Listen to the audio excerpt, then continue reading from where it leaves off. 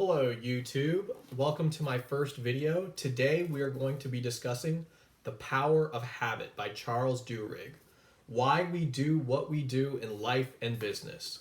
So the whole point of core concept coaching, I'll talk you through it real quick, is we identify a core concept, we and then go down to theory, and then we talk about specific action steps you can take to win at life. So yep, that's the goal. All right, so let's get into it. So the core concept I want to talk about today is the idea of habit change, right? Our habits can change. That is the biggest point that's the core concept.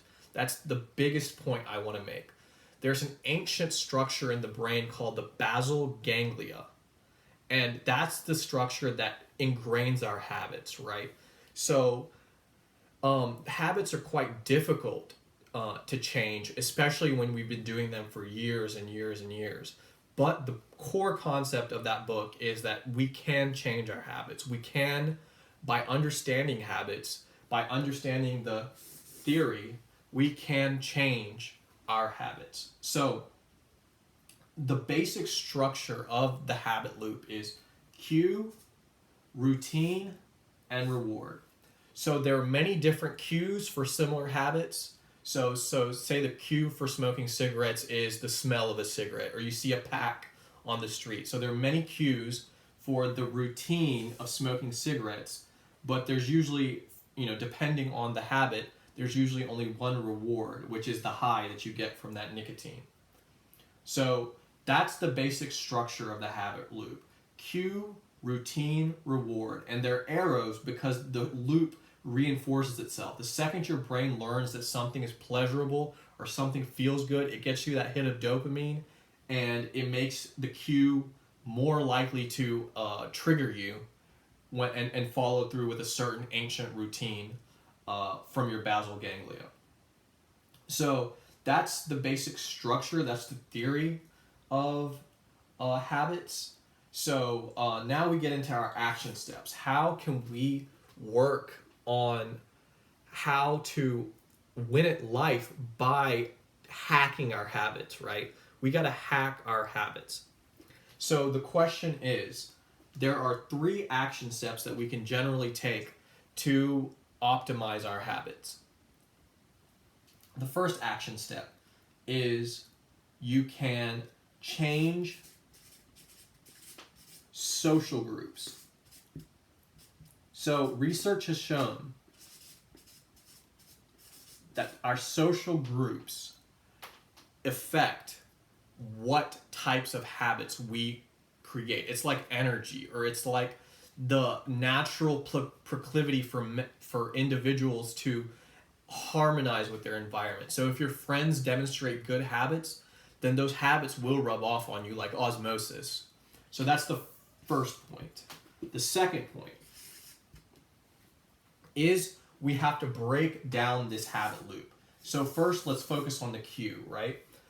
There's something in another book called the 20-second rule, which takes cues and makes them 20 seconds easier if it's a good habit you want to perform. So say you want to practice playing the guitar every day. You want to make that cue for practicing the guitar very apparent, right? You want to make put that guitar in the middle of the room and make it very obvious. Put your music notes beside your bed so you will always see that guitar, and it will cue eventually the routine of practicing the guitar. And eventually, generally for healthy habits, they're more long-term gain habits. So they don't give you that instant snap of pleasure. So it takes time for you to feel the rewards, right? When you get really good at a song, right, then the rewards will manifest themselves. So that's change number 2, is the 20-second rule. And that idea comes from Sean Accor's book, The Happiness Advantage, which we will be going into tomorrow. So that's the second action step you can take. Make good habits 20 seconds easier to indulge in, and bad habits like junk food, if you want to get rid of that, don't buy it or put it in the cupboard, and put the healthy food out in the open. So that's one action you can take, or the second action. So the third action, we need to experiment with our rewards, right? Or we need to figure out how to replace certain routines with certain rewards. So generally, right, when you smoke cigarettes, you get that reward, that nicotine kick, right? You need to, if it's a bad habit, learn ways to take away that reward, right?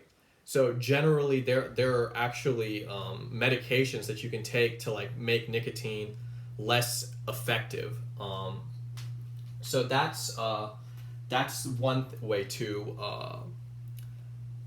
destroy bad habits, is you take rewards and you make bad habit rewards less rewarding. So for good habits, you want to pair rewards with a good habit. So say you want to go for a run every day.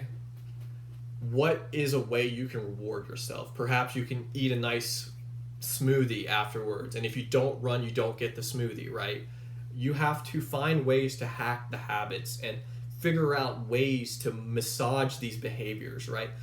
Willpower will only get you so far. There's another book that we're going to check out by Roy Baumeister called Willpower, and that will discuss why willpower is so difficult to do. But overall, this is the core concept. Habits can be changed. The theory is cue, routine, reward, and that's a positive feedback loop.